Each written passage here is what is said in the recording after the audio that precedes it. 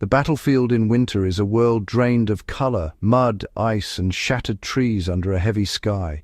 Life here is stripped to survival, shelter, and the constant threat of violence. Trees are no longer beautiful. They're blackened skeletons, reminders of destruction. Yet, even in this desolation, the human spirit finds ways to resist despair. Picture a trench on Christmas Eve, the air thick with earth and gunpowder. But in a dugout, a faint light glows. It's a candle, illuminating a makeshift Christmas tree, crafted from scraps, not a grand fir, but a symbol of hope. Across the fronts of both world wars, soldiers recreated this scene, fashioning trees from whatever they could find. In Flanders trenches, frozen forests, and POW camps, men felt compelled to create a piece of home. These trees were quiet acts of rebellion, reminders of peace in a world at war.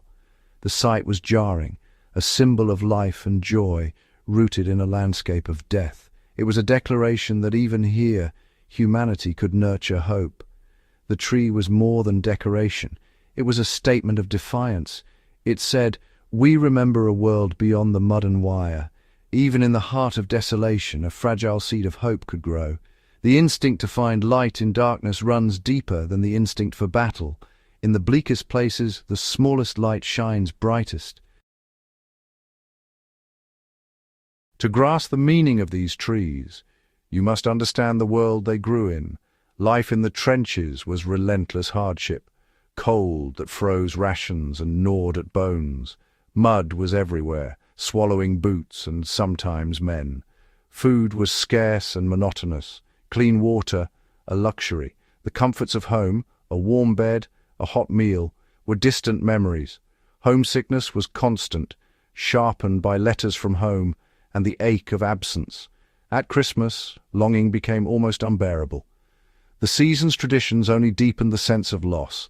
Death, noise, exhaustion, and fear were daily companions. The trenches stripped away individuality, reducing men to cogs in a war machine. Yet, from this soil of despair, the urge to create something beautiful emerged. Even here, hope could take root. In a world of scarcity, soldiers learned to see value in the discarded. The battlefield's debris became raw material for celebration. Spent shell casings were polished into ornaments, ration tins cut into stars. Tinfoil from cigarette packs became shimmering garlands. Every scrap was transformed, buttons, cloth, even paper from letters. These decorations weren't perfect, but each held a story reminders of danger, sustenance, and identity. By repurposing the tools of war, soldiers reclaimed a measure of control. It was an act of defiance, turning suffering into symbols of hope. Even the smallest creation was a victory over despair. Soldiers' creativity knew no bounds, adapting to every front and circumstance. On the Western Front, a bush or lashed branches became a tree. In POW camps, paper, wire, and Red Cross parcels were transformed. Decorations were marvels of resourcefulness. Stars from biscuit tins, snow from chalk, ornaments from dyed threads. Each creation was a small victory, a way to reclaim humanity. Whether in a muddy trench or a prison camp, building a tree was an act of remembrance. It connected men to a life of peace they longed to return to. The methods varied, but the goal was universal, to create order and beauty from chaos. In every handmade tree there was a piece of home. Why go to such lengths for a tree? Because these trees were lifelines. The act of creation offered focus and escape from fear. For a moment, folding a paper star or polishing brass replaced the horrors of war.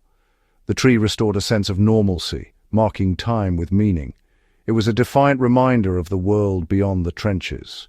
The tree embodied hope, a promise that the conflict would end, that peace and reunion were possible. It became a focal point for dreams of home. Building the tree fostered camaraderie, uniting men in a shared, peaceful purpose. Together, they created light in the darkness. The tree was theirs, a testament to shared resilience. These stories are more than history, they're lessons in resilience. Even surrounded by destruction, the impulse to create and hope persists.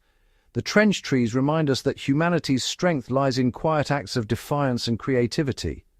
Today our challenges are different, but the need for hope is unchanged. Hope is not passive. It's an active, creative choice.